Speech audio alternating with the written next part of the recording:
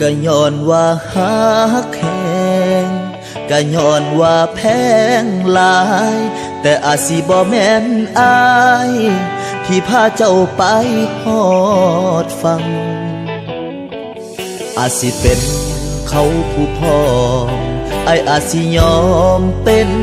ผู้พายถึงต้องเสียใจยอมได้เพื่อคนที่ไอ้หัก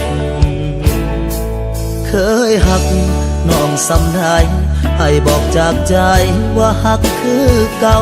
แต่น้องเลือกเขาคนเก่าต้องยอมจากไปเศษไม่บ่อาจขวางตาโตทวงบ่อาจไปขวางใจหลีกทางให้ฟื้นโดนใหญ่คือเขาห่วงพอสิบ่ดึงบ่รั้งเจ้าไว้อายเข้าใจทางน้องเลือกยากถึงน้ำตาพังบ่เป็นหยังอายสิรับเอาหักน้องสำได้เป็นแค่ไม่อ่อยฟ้าอีกกับพ่อได้เป็นโตลอให้หักของเจ้าสมหวังยอมเป็นผู้แพ้ถึงสิถึกไปสูงกะสร้างเจ็บคือน้องนางเป็นหยังอายสิเฮ็ดบ่ได้ให้น้องไปดีให้น้องไปมีความสุขถึงอายเป็นทุกข์สำใดก็สิอดเอาอวยพรส่งถ่ายคนที่อายหัก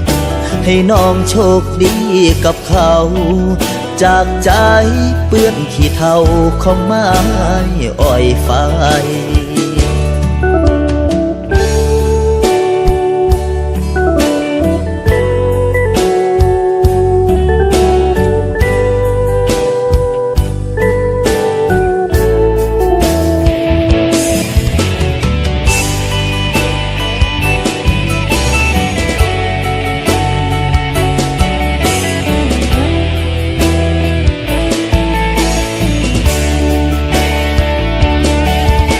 บ่ดึงบ่รั้งเจ้าไว้อายเข้าใจทางน้องเลือกอย่างถึงน้ำตาพังบ่เป็นหยังอายที่สิรับเอาหักน้องสำได้เป็นแค่ไม่อ่อยฟ้ากับพ่อได้เป็นโตลอ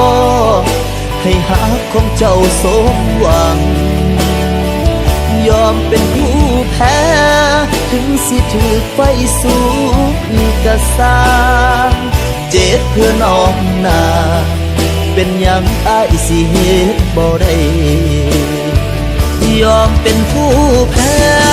ถึงสิถูกไฟสูงกะสร้างเจ็บเพื่อน้องนาเป็นหยังอายสิเฮ็ดบ่ได้เจ็บเพื่อน้องนางสุดท้ายอ้ายต้องเฮ็ดให้ได้